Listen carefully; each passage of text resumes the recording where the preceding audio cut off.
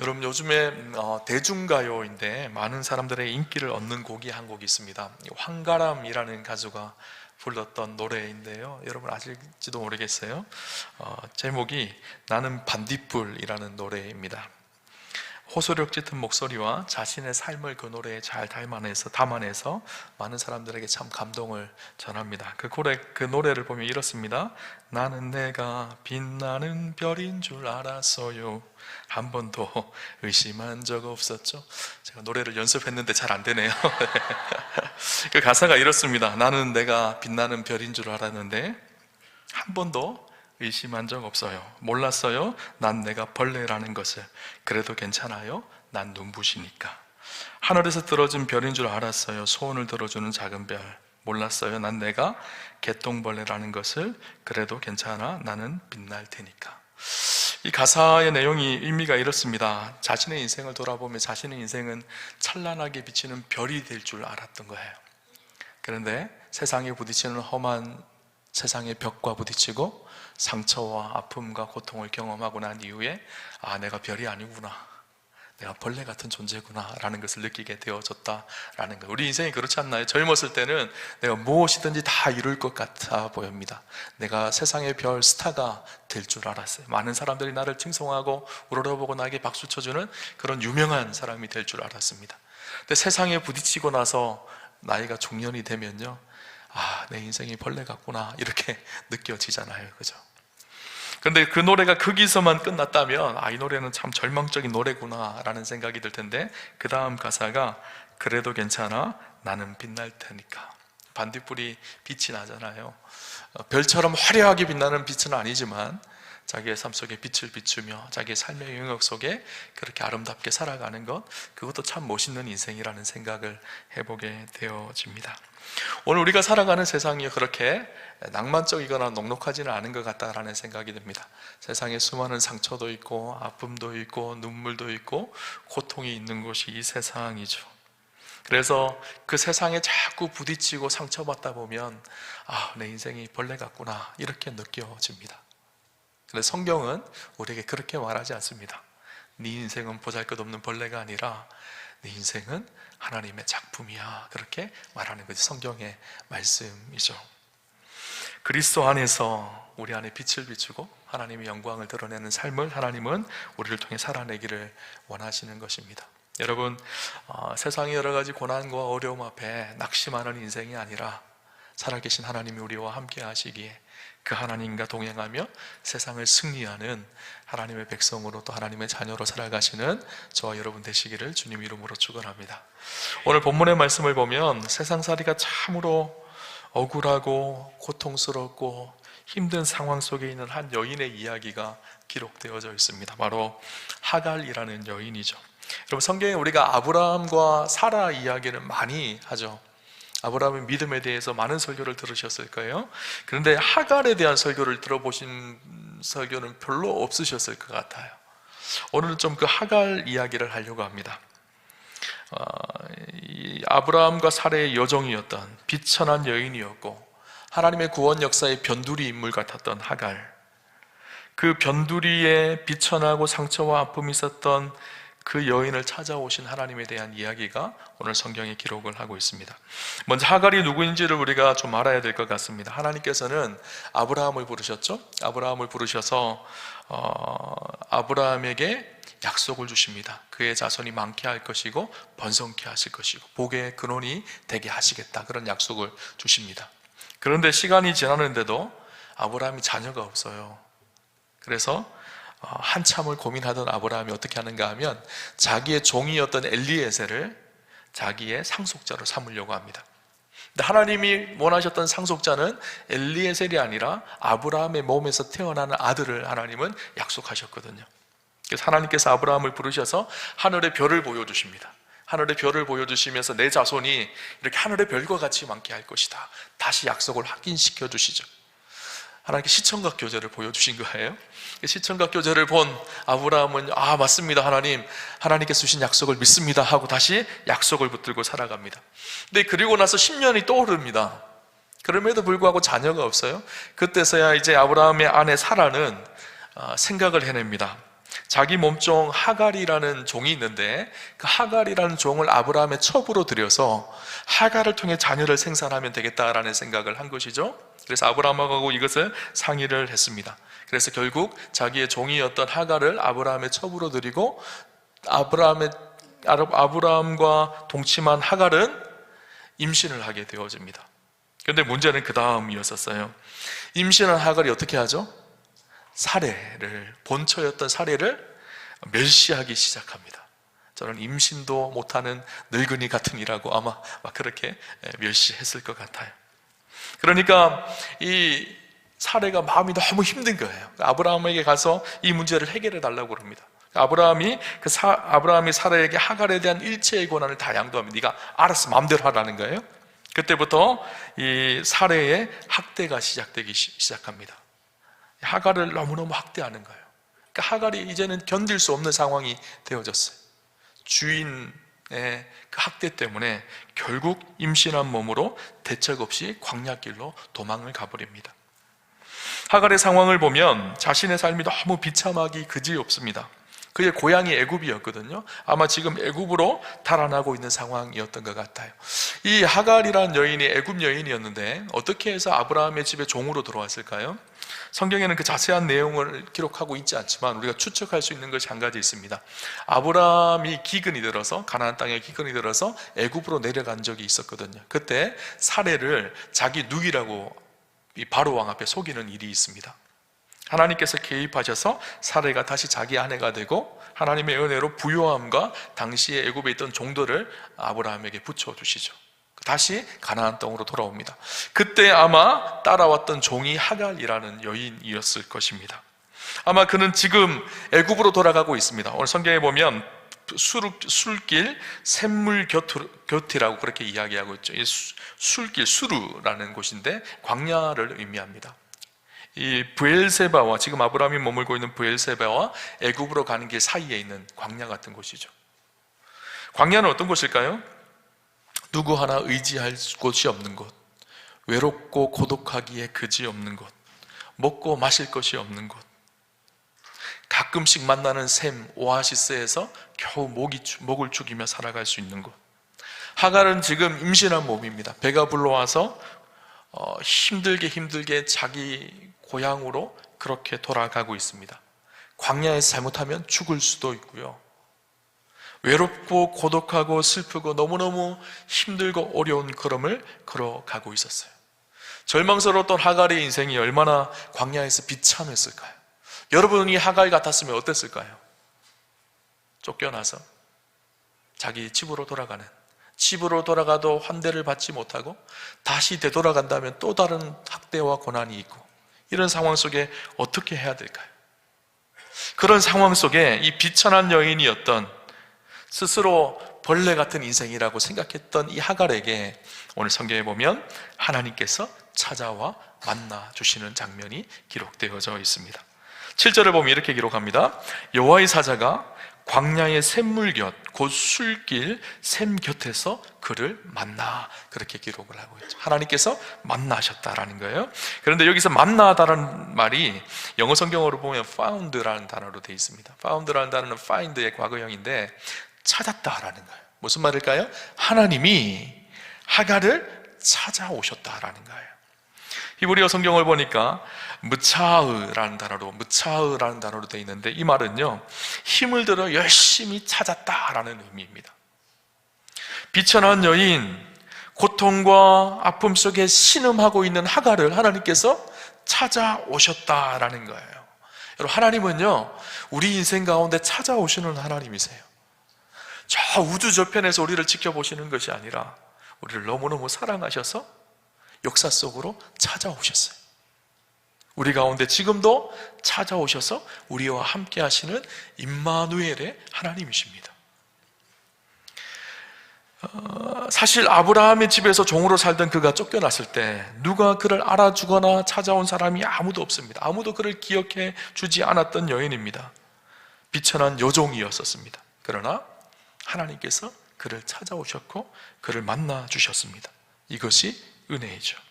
오늘 우리 인생도 마찬가지입니다. 억울하게 눈물을 흘리고 고통 속에 있고 슬픔 속에 있을 때 아무도 나를 기억해 주지 않을 때, 아무도 나를 알아주지 않을 그때에 우리 하나님은 우리를 찾아오시는 분이십니다.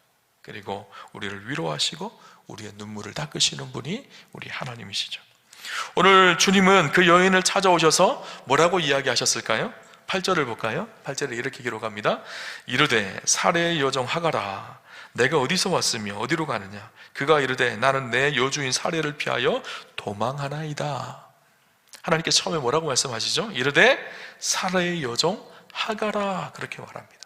하갈의 이름을 불러주시죠. 아니, 처음 본 하나님의 사자가 왔는데 그 여인의 이름을 불러주고 계십니다. 그 여인의 이름을 알고 있었고 그 여인이 사레의 여종이라는 사실도 알고 있었다라는 거예요. 이름을 불러준다는 것은 굉장한 의미가 있습니다. 그 사람이 누구인지를 안다는 것이죠. 가끔씩 제가 이렇게 교회 사역을 하면서 새 가족들이 오실 때 새 가족들 이름을 보고 이름을 불러드릴 때가 있어요. 그러면 그분들이 참 좋아하세요. 아, 목사님이 나를 아시는구나 라고 생각하거든요. 이름을 부른다는 건 참 의미가 있는 것이죠. 비천한 여인, 아무도 그의 이름을 불러주지 않았던, 그냥 종으로 불림받았던 이 하갈에 하나님은 그의 이름을 부르면서 찾아와 주신 거예요. 성경의 다른 부분을 보면요, 아브라함도 사레도 하갈의 이름을 부르지 않고 종이라고만 부릅니다. 성경을 한번 볼까요? 오늘 본문 2절을 보면요, 이렇게 기록합니다. 사레가 아브라함에게 이르되 여호와께서 내 출산을 허락하지 아니하셨으니 원하건대 내 여종에게 들어가라. 사라가요, 하갈을 부를 때 하갈이라는 이름도 부르지 않습니다. 내 여종에게 들어가십시오, 그렇게 말합니다. 5절도 보면 사레가 아브라함에게 이르되 내가 받는 모욕은 당신이 받아야 옳도다. 내가 나의 여종을 당신의 품에 두었거늘. 내 여종이라고 그만 부릅니다. 아브라함도 마찬가지입니다. 6절에 보면 아브라함이 사레에게 이르되 당신의 여종은 당신의 수중에 있으니 당신의 눈에 좋을 대로 그에게 행하라 하며, 당신의 여종입니다. 종입니다. 그렇게 말합니다. 종의 의미는 당시에 물건처럼 여겨졌던 그런 존재였죠. 아무도 그의 이름을 불러주지 않았던 여인입니다. 그런데 그 하갈에게 하나님은 찾아오셔서 하갈아 하고 하갈의 이름을 불러주셨어요. 내가 안다는 거예요. 너의 형편을 알고 너의 사정을 알고 너의 눈물을 안다는 거예요. 여러분, 욥이 깊은 고난을 당했습니다. 우리가 잘 알듯이 욥이 깊은 고통 속에서 헤어나오지를 못합니다. 그 상황을 바라보니까 욥이 이런 느낌이 들었어요. 욥기 23장 8절 9절에 보면 자신의 상황을 이렇게 말합니다. 그런데 내가 앞으로 가도 그가 아니 계시고 뒤로 가도 보이지 아니하며 그가 왼쪽에서 일하시나 내가 만날 수 없고 그가 오른쪽으로 돌이키시나 배울 수 없구나. 앞을 봐도 뒤를 봐도 좌우 옆을 봐도 하나님이 안 계신 것 같은 상황인 거예요. 하나님이 진짜 나를 알고 계시나? 내가 이렇게 고통을 당하고 이렇게 슬픔을 당하는데 하나님 나의 마음을 알고 계시나? 이런 의심이 들 정도로 너무너무 힘들었던 상황입니다. 그런 상황 중에 욥은 하나님이 어떤 하나님이신지를 정확하게 알고 있었고 고백합니다. 뭐라고 고백하는가 하면 10절에 보면 이렇게 고백하죠. 그러나 내가 가는 길을 그가 아시나니 그가 나를 단련하신 후에는 내가 순금같이 되어 나오리라. 모르시는 것이 아니라는 거예요. 하나님이 잠깐 숨어 계시는 것 같지만 나의 형편을 아시는 하나님, 나의 가는 길을 다 아시는 하나님, 그가 나를 단련하신 후에는 내가 순금같이 되어 나오리라. 그것이 욥의 고백이었던 것이죠. 여러분, 하나님께서 우리의 형편을 모르시는 것이 아닙니다. 여러분, 힘든 일이 있으신가요? 눈물 나는 일이 있으신가요? 고통스러우신가요? 하나님 왜 내 마음 몰라주시나요? 이렇게 드는 생각이 있으신가요? 아니에요. 하나님은요, 다 알고 계세요. 우리의 아픔과 우리의 눈물, 우리의 슬픔, 우리의 고통이 무엇인지를 외면하지 않으시는 하나님이십니다. 시편 139편에 다윗은 이런 고백을 합니다. 여호와여, 주께서 나를 살펴보셨으므로 나를 아시나이다. 주께서 내가 안고 일어섬을 아시고 멀리서도 나의 생각을 밝히 아시오며 나의 모든 길과 내가 눕는 것을 살펴보셨으므로 나의 모든 행위를 익히 아시오니 여호와여, 내 혀의 말을 알지 못하시는 것이 하나도 없으시니이다. 주께서 나의 앞뒤를 둘러싸시고 내게 안수하셨나이다. 이 지식이 내게 너무 기이하니 높아서 내가 능히 미치지 못하나이다. 너무너무 힘들고 고통스러운 순간이지만 하나님은 다 아신다는 거예요. 아시나니 5절에 보니까 주께서 나의 앞뒤를 둘러싸시고 아까 욥은 앞을 봐도 하나님이 안 계신 것 같고 뒤를 봐도 하나님이 안 계신 것 같고 왼쪽 오른쪽을 봐도 하나님이 안 계신 것 같다라고 고백하지만 다윗은 아니라는 거예요. 주께서 나의 앞뒤를 둘러싸셨다. 나와 함께 하시는 하나님, 나를 아시는 하나님. 오늘 사실 이 비천하고 연약한 하갈의 모습은 우리 안에도 있습니다.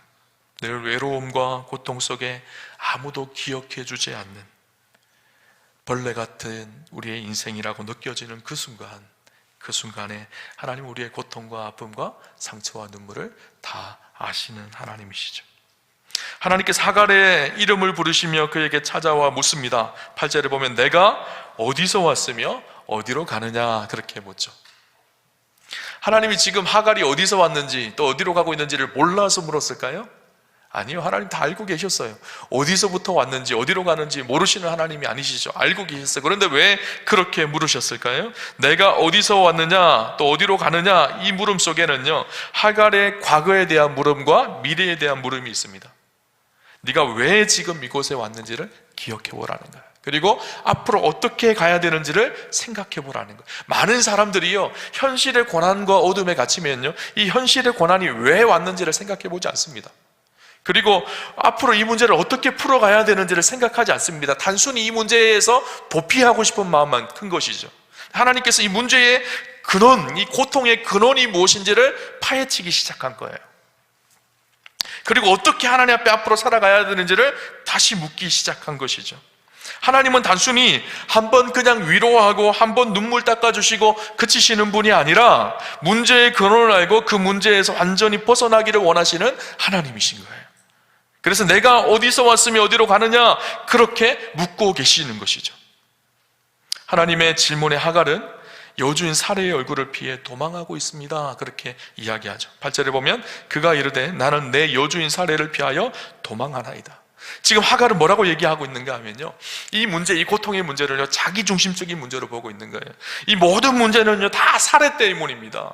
사레가 나를 핍박하고 나를 괴롭혀서 내가 지금 너무너무 원통하고 억울하고 너무너무 고통스럽습니다. 사레 저 여자 때문에 내가 이렇게 힘들고 이렇게 어렵습니다. 그렇게 이야기하고, 그러니까 하나님 지금 좀 사례를 가서 혼내주시거나 하나님 좀 어떻게 좀 해주세요, 이 마음이요 이 속에 담겨져 있는 것이죠. 이 말 속에는 나의 억울함, 나의 고통을 호소하고 있는 하갈의 모습이 있는 것입니다. 하갈이 하나님께 기대한 것이 무엇이었을까요? 그래, 내 주인이 나쁜 여자야, 내가 가서 혼내줄게, 이렇게 말씀하셨을까요? 그런데 하나님의 대답이 전혀 의외의 반응입니다. 성경을 볼까요? 9절에 이렇게 기록합니다. 여호와의 사자가 그에게 이르되 내 여주인에게 돌아가서 그 수하에 복종하라. 아니 지금 하나님 가서 사례를 혼내주세요, 좀 박살내주세요, 이렇게 막 말하고 싶은데 하나님께서 뭐라 그러죠? 내가 다시 사라한테 돌아가서 그 사라에게 복종하라는 거예요. 너무너무 사실 이해되지 않는 하나님의 대답이죠. 나를 학대하던 사라에게 내가 다시 돌아가라고? 내가 돌아가면 더 큰 학대를 당할지도 모르고 더 큰 어려움을 당할지도 모르는데 다시 그곳에 가라고? 하나님께서 왜 이렇게 말씀하셨을까요? 하나님은요 단순히 사례를 위로하시는 것에만 그치는 것이 아니라 그 문제의 근원을 해결하려고 하셨던 것입니다. 오늘 본문에 돌아가서 라는 말의 의미가 무슨 의미인가 하면 히브리어로는 슈브라는 단어인데, 이것은 단순히 길을 바꾸어 돌아간다는 의미도 있지만 그 의미 속에는 회복하다, 새롭게 하다라는 의미가 담겨져 있어요. 문제의 근원이 무엇일까요? 그냥 피해서 도망가면 문제가 다 끝나는 것일까요? 그것이 아니라는 거예요. 다시 아브라함에게 돌아가서 그 관계를 원래의 관계로 회복하라는 거예요. 새롭게 하라는, 그래서 그 문제의 근원을 해결하여야 된다는 것을 말씀하고 있는 것이죠. 오늘 본문 이전에 4절을 한번 봅시다. 4절에 보면 아브라함이 하갈과 동침하였더니 하갈이 임신함에 그가 자기의 임신함을 알고 그의 여주인을 멸시한지라. 이 문제의 근원을 하갈은 사례가 나를 괴롭히고 학대하고 힘들게 해서 이 문제가 있었다라고 생각을 하는데, 이 문제의 근원은 사실은 사례의 문제만이 아니라 하갈에게도 문제가 있었던 것이죠. 자기가 임신했다고 자기의 주인을 멸시했던, 모욕했던, 하갈에게도 문제가 있는 거예요. 근데 하갈은 지금 어떤가요? 이 문제의 고통함에 자기에게만 붙들려 있는 거예요. 지극히 자기중심적으로 생각하고 있는 거예요. 자기가 임신하고 나서 자기 주인이었던 사례를 학대하고 멸시했던, 저 늙은 여자, 임신도 못하는 여자, 이렇게 학대했던 자기의 잘못은 전혀 보지 못하고 자기를 괴롭힌 사례만 생각하고 있는 것이죠. 여러분, 우리가 많은 경우 문제를 바라볼 때요, 다 지극히 자기중심적으로 바라볼 때가 많습니다. 자기가 잘못한 것은 생각하지 않아요. 늘 다른 사람이 문제가 있고 그 사람의 문제 때문에 이 고통의 문제가 나한테 찾아왔어, 하나님 그 사람 좀 혼내주세요. 이것이 우리의 기도 제목일 때가 얼마나 많은지 몰라요. 근데 여러분, 손바닥도요, 마주쳐야지 소리가 나는 거거든요. 물론 나에게 힘들게 하고 고통을 주는 상대가 있을 수 있지만 그 속에서 내 안에도 문제가 있을 수 있다는 것을 우리는 간과하고 생각할 때가 얼마나 많은지 모릅니다. 우리가 어떤 문제를 볼 때 한쪽 이야기만 듣고 판단을 하고 정죄를 하는 경우가 많습니다. 그런데 한쪽 이야기만 들으면 어떨까요? 그 원인과 이유를 정확하게 분석할 수가 없습니다. 오늘 성경에 보면 하나님께서 하갈아 그렇게 이름을 부르셨는데, 하갈아 이름을 부를 때 그 앞에 뭐라고 불렀죠? 사례의 여종 하갈아, 너의 위치와 본분이 어디에 있었는지를 생각해 보라는 거예요. 문제의 근원이 어디 있었는지 생각해 보라는 거예요. 그 문제의 근원을 알았으면 이제는 회피하지 말고 다시 그 문제의 자리로 되돌아가서 그 문제를 해결하라는 거예요. 그 문제를 풀어가라는 것입니다. 그래서 다시 내 주인 사라에게로 돌아가서 그에게 복종하라, 그렇게 말하고 있는 것이죠. 여러분, 우리가 늘 위기가 닥치면 하는 일이 뭔지 아세요? 고통이 찾아오면 가장 먼저 반응이 무엇인지 아십니까? 회피하고 도망가는 일입니다. 회피하고 도망가면 잠깐 그곳을 벗어날 수는 있지만 다시 더 큰 문제가 찾아오고요, 더 큰 어려움이 찾아옵니다. 근원적인 문제의 방법을 해결하지 않으면 또다시 그 어려움이 찾아와서 우리를 올가매고 우리를 힘들게 하는 것을 보게 되어지죠. 그래서 하나님께서 오늘 그 문제의 자리로 되돌아가서 내 자리를 지키라는 것입니다. 하나님께서 되돌아가라는 거예요. 그런데 사실 좀 쉽지는 않죠. 되돌아가면 또 힘든 일이 있을 것이고 또 사례가 나를 괴롭힐지도 모르고 또 어려울 텐데 어떻게 되돌아가겠어요? 그런데 그런 하갈에게 하나님께서 학대 현장으로 되돌아가라고 하시면서 그냥 돌려보내신 것이 아니라 그 문제를 이겨나갈 수 있도록 약속을 주십니다. 지속적으로 그 문제 속에 그 문제를 해결해 가려면 하나님께 주시는 약속과 소망이 있을 때 그 문제를 이겨나갈 수가 있는 것이거든요. 하나님께서 하갈에게 주신 약속이 무엇일까요? 12절 우리 같이 한번 볼까요? 12절 같이 보겠습니다. 여호와의 사자가 또 그에게 이르되 내가 내 씨를 크게 번성하여 그 수가 많아 셀 수 없게 하리라. 지금 임신하고 있는 그 태를 통해서 내 씨를 크게 번성하게 할 것이고 그 수가 많아져서 셀 수 없게 할 것이다. 하갈을 통해 낳은 자식이 번성하게 되어질 것이라는 거예요. 그 수가 셀 수 없게 되어질 것이라는 거예요. 비록 아브라함의 약속의 자녀는 아니지만 그럼에도 불구하고 내가 태어날 태의 그 자녀를 복되게 하나님께서 하실 것이라는 거예요. 사실 이 약속은 누구에게 원래 아브라함에게 주셨던 약속이거든요. 근데 아브라함에게 주셨던 그 약속을 하갈에게도 동일하게 너에게 주시겠다는 것이죠. 그리고 그 자녀의 이름을 뭐라고 하죠? 이스마엘이라고 합니다. 이스마엘의 이름의 뜻이 무엇일까요? 11절 한번 볼까요? 여호와의 사자가 또 그에게 이르되 내가 임신하였은즉 아들을 낳으리니 그 이름을 이스마엘이라 하라. 이는 여호와께서 내 고통을 들으셨음이라. 그 이름의 뜻이 무엇이라고요? 여호와께서 내 고통을 들으셨음이라. 자녀를 출산하는 그 자녀의 이름이요, 이스마엘인 거예요. 여호와께서 나의 아픔과 나의 고통을 들으셨다라는 거예요. 아신다라는 거예요. 나중에 이스마엘이 태어났을까요? 하갈이 이스마엘 이름을 부를 때마다 무엇을 생각했을까요? 하나님께서 그때 내가 너무너무 힘들고 고통스러울 때 나를 찾아와 주셨고 나를 만나 주셨지. 그리고 나와 함께 하셨고 나에게 약속을 주셨지. 이것을 생각나게 한 거예요. 그죠? 하나님께서 그에게 약속을 주신 거예요. 그래서 현실의 고통은 여전히 남아있지만 그럼에도 불구하고 하나님의 약속이 성취되어지고 이루어질 것을 신뢰하기에 현실의 고통을 이겨내고 승리하며 살아갈 수 있는 그 길을 미리 예비하시고 준비해 놓으신 것을 오늘 본문 속에서 우리는 볼 수가 있죠. 하갈은 지금까지 하나님을 개인적으로 만난 경험이 한 번도 없었던 여인입니다. 지금까지 하나님은 아브라함과 사라에만 만나주셨던 하나님처럼 그는 생각했을 거예요. 아브라함의 하나님, 사라의 하나님이라고 생각을 했어요. 자기 주인의 하나님, 그렇게만 생각했을 거예요. 그런데 아브라함의 하나님, 사라의 그 하나님이 이제는 하갈의 하나님이 되셨어요. 그래서 성경에 뭐라고 얘기하고 있죠? 그 하나님을 나를 감찰하시는 하나님, 나를 살피시는 하나님, 그렇게 고백을 합니다. 오늘 13절을 볼까요? 하갈이 자기에게 이르신 여호와의 이름을 나를 살피시는 하나님이라 하였으니 이는 내가 어떻게 여기서 나를 살피시는 하나님을 배웠는고 함이라. 하나님이 나를 살피시는 하나님이신 거예요. 아브라함만 살피시는 하나님이 아니라, 사레만 살피시는 하나님이 아니라, 비천하고 연약하고 볼품없는 내 인생도 살피시고 보살피시고 인도하시는 하나님이시라는 거예요. 여러분, 하나님은요, 아브라함의 하나님, 이삭의 하나님, 야곱의 하나님이시지만 우리의 하나님이십니다. 나의 하나님이십니다. 하나님은 아주 탁월한 목사님들의 하나님이시기도 하지만 비천하고 연약하고 볼품없는 나의 하나님이시고 나의 아버지이십니다. 나를 살피시는 하나님을 내가 배웠습니다. 그렇게 하갈은 고백하고 있죠. 하갈은 하나님이 그를 만나주신 그 샘을요, 뭐라고 하고 있죠? 브엘라 헤로이라고 고백합니다. 이 브엘라 헤로이의 의미가 무엇인가 하면요, 브엘이라는 말은 우물이라는 말입니다. 라헤라는 말은 살아있다라는 말입니다. 로이라는 말은 살피신다라는 말이에요. 합치면 무슨 말일까요? 나를 살피시는 살아계신 분의 우물이라는 뜻이에요. 지금 이 수르길의 샘 곁에 서 있잖아요. 샘 곁에서 그는 하나님을 만난 거예요. 그리고 나서 그 샘을 이제는 부엘라 헤로이라고 부른 거예요. 나를 살피시는 살아계신 분의 우물이라고 고백하고 있는 것이죠.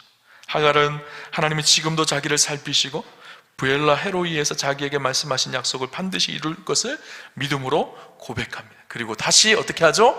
하갈에게로 돌아가게 되어집니다. 여러분, 하갈에게 나타나신 하나님은 나를 살피시는 하나님이십니다. 다윗이 이런 고백을 하죠. 시편 139편 8절에 10절에 내가 하늘에 올라갈지라도 거기 계시며 수월에 내 자리를 펼지라도 거기 계시니이다. 내가 새벽 날개를 치며 바다 끝에 가서 거주할지라도 거기서도 주의 손이 나를 인도하시며 주의 오른손이 나를 붙드시리이다. 다윗이 그런 고백을 하거든요. 내가 하늘 저 높이 아무도 없는 그곳에 가도 하나님께서 그곳에서 나를 인도하시고, 저 바다 끝에 저곳에 가도 그곳에서 하나님께서 나를 붙드시고, 수월 저 땅속 깊숙한 죽음의 문턱까지 가도 하나님께서 그곳에서 나를 인도하시는 하나님, 우리를 붙드시고 우리를 찾아오시고 우리에게 은혜를 주시는 하나님. 하갈은 그 하나님을 오늘 만난 거예요. 비천한 여인, 외로움과 고독과 슬픔 속에, 상처 속에 눈물 흘리고 있었던 하갈을 찾아오셨던 그 하나님은 오늘 세상 속에 신음하며 눈물 흘리고 있는 우리를 찾아오시는 하나님이십니다. 그 하나님 우리와 함께 하시고 우리를 살피시고 또 우리와 함께 하셔서 우리를 인도하시는 하나님, 오늘 축복하기는 오늘 이 자리가요, 오늘 예배 이 자리가 저와 여러분의 부엘라 헤로이가 되는 축복이 있으시기를 주님 이름으로 축원합니다. 눈물이 있고 고통이 있고 슬픔이 있는 세상 속에 때때로는 너무너무 벌레 같고 연약해 보이는 우리 인생이지만 하나님은 우리를 그냥 내버려 두시지 않고 우리를 찾아오셔서 우리를 붙드시는 살아계신 하나님이십니다. 그 하나님 붙들고 날마다 세상 속에 승리하는 저와 여러분 되시기를 주님 이름으로 축원합니다.